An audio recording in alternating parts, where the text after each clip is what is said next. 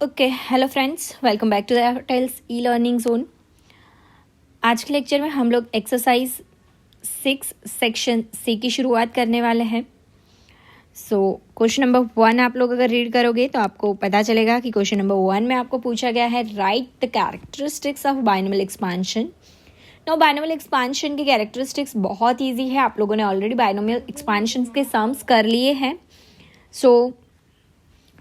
तो सम के ऊपर से ही हम लोगों को इसके जो कैरेक्टरिस्टिक्स है वो पता लग जाते हैं। लाइक इसमें मैं आपको बोलूं,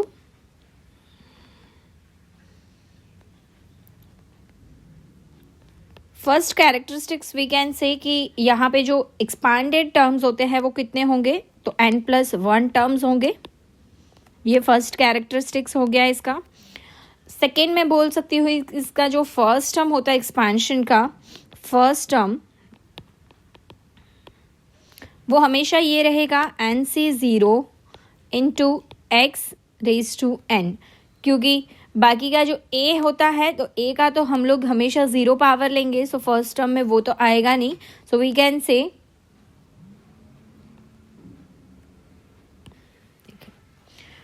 ओके, सो फर्स्ट टर्म हमेशा ये रहेगा और सेकेंड टर्म्स जो है वो हमेशा लास्ट टर्म इसका हमेशा क्या रहना है। सो लास्ट टर्म हमेशा रहता है ncn, again it is 0 and a⁻n, क्योंकि यहाँ पे x⁻2 क्या हो जाता है 0। सो वी कैन से a⁻n, ये आपका लास्ट टर्म हुआ। इसके अलावा जो थर्ड इसका कैरेक्टरिस्टिक्स होता है वो होगा कि कोएफिशिएंट हमेशा कितने होंगे, nc0, nc1, nc2 से लेके ncn तक के कोएफिशिएंट्स होते हैं। फिर नंबर 4 में हम कह सकते हैं कि पावर जो है अलग अलग टर्म्स का वो 1 से क्या होता है, डिक्रीज होता जाता है, एंड पावर ऑफ x जो है वो 1 से इंक्रीज होता जाता है। So we can say power of x in various term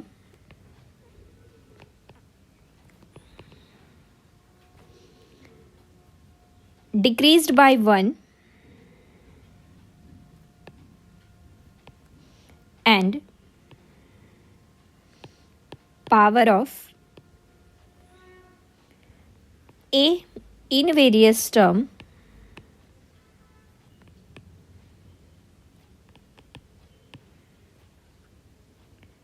increase by 1। a की पावर बढ़ती जाएगी और x की पावर कम होती जाएगी। नेक्स्ट है, in any terms the sum of power of x and a is equals to n। Sum of power in any term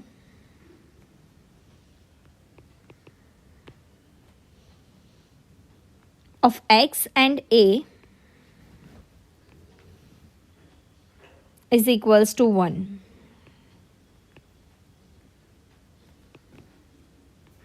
No, is equals to n, sorry। आगे the coefficient of terms at a equal distance from middle term are equal। ये तो आप लोगों ने देखे ही होगा pascal triangle में, बीच में पहुंचते हो उसके बाद वापस से वही के वही रिपीट होने लगते हैं। तो coefficient of terms at equal distance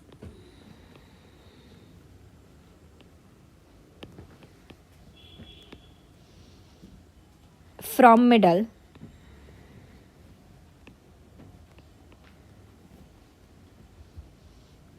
are equal। Clear है?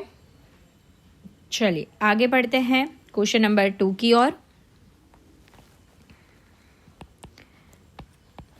थियोरेटिकल क्वेश्चन सिर्फ वन ही था, अब से सारे सम्स ही हैं, सभी क्यूट छोटे छोटे से सम्स हैं। क्वेश्चन नंबर 2 में आपको ऐसा बोला गया है 10 school participate in a science fair in how many ways can first, second and third prize be distributed among this school. तो आपको क्या करना है, सिलेक्ट करनी है 3 टीम्स। अब आप लोगों का बहुत सारे का क्वेश्चन था कि आपको पता कैसे चलेगा कि किस तरीके से आपको परम्यूटेशन यूज़ करना है और कहाँ पर आपको कॉम्बिनेशन। सी यहाँ पे आपको 10 टीम में से क्या करना है, अरेंजमेंट करना है क्या 3 टीम का? नो, आपको क्या करना है, सिलेक्शन करना है। तो आपको क्या करना पड़ेगा, 10C3 total combination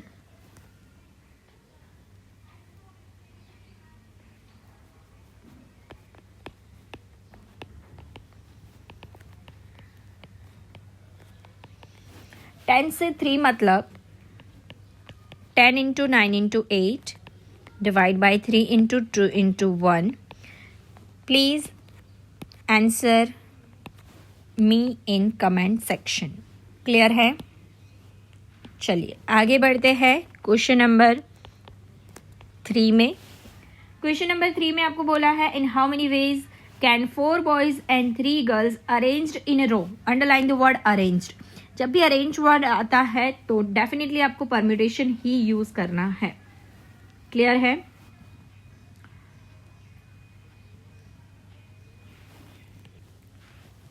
so arrangement है तो यहाँ पे परम्यूटेशन यूज होगा।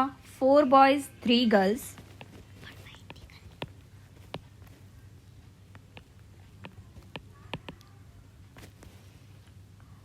can be arranged in a row such that one on 2 boys and no 2 girls are together.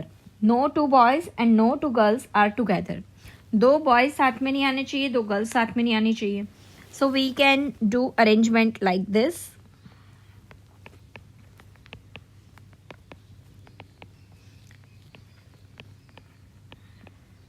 Right? So for boys we have 4 options 4p4 and for girls we have 3 options 3p3. 4 factorial into 3 factorial, that's your final answer. क्या answer आता है let me know in the comment section. Clear है?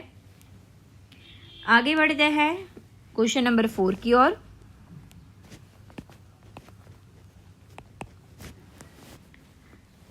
There are 6 different books अब statistics. 6 book है stats की।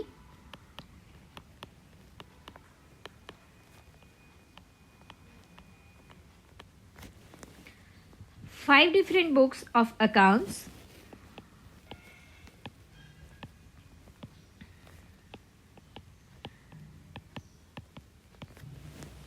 And 4 different books of English on a table.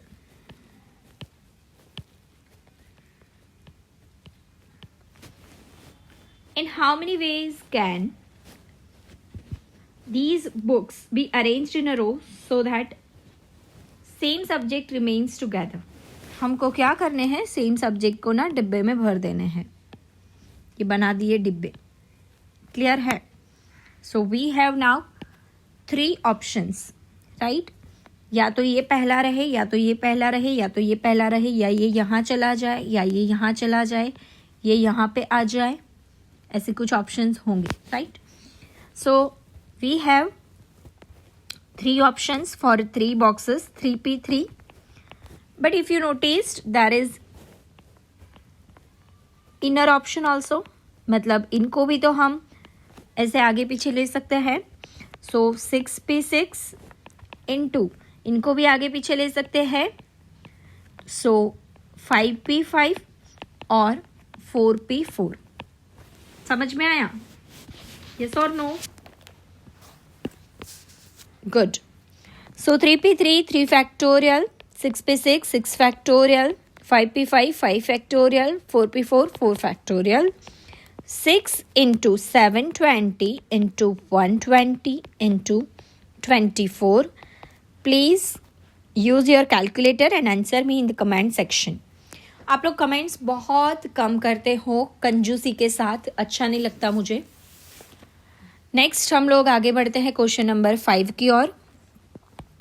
So question number 5 में बोला गया है how many 5 digits number can be form from using all digit of 3, 8, 0, 7 and 6।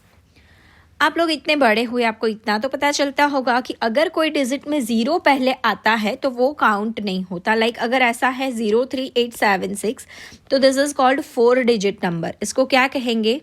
4 digit number, right.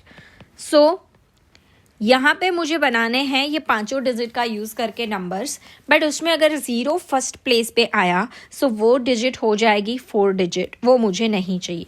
So first of all हम क्या करते हैं, हम total digits find कर लेते हैं। Total digits that is 5p5, it's 5 factorial and 120। 120 divide by 5, 120 divide by 5, so total 24 में 0 पहले प्लेस पे रहेंगे, 24 में 3 फर्स्ट प्लेस पे रहेंगे, 24 में 8 फर्स्ट प्लेस पे रहेंगे और इसी तरीके से आगे, ठीक है। सो मुझे क्या करना है, simply now 5 digits number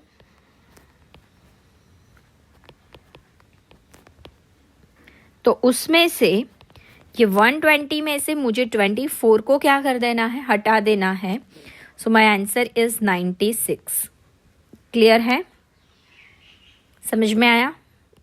okay, इसी सम को हम सेकेंड मेथड से भी कर सकते हैं, like this.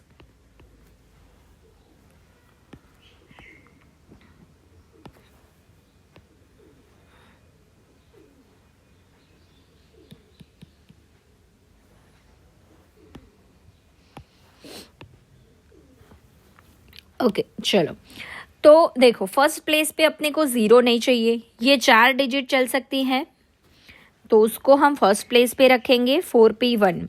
Now first place आपका भर गया, अब कितने डिजिट्स बाकी रही? 4, और प्लेस कितनी बाकी रही? 4, सो 4p4। Now 4 into 4 factorial, that means 4 into 24, that means 96। इस तरीके से भी आपका आंसर आ सकता है। क्लियर है? यस और नो? ठीक है फ्रेंड्स, तो आज के लेक्चर के लिए हम इतने सम्स रखते हैं। नेक्स्ट लेक्चर में ये सेक्शन सी के सभी सम्स को ख़त्म करेंगे। So thanks for watching. जय हिंद, जय भारत।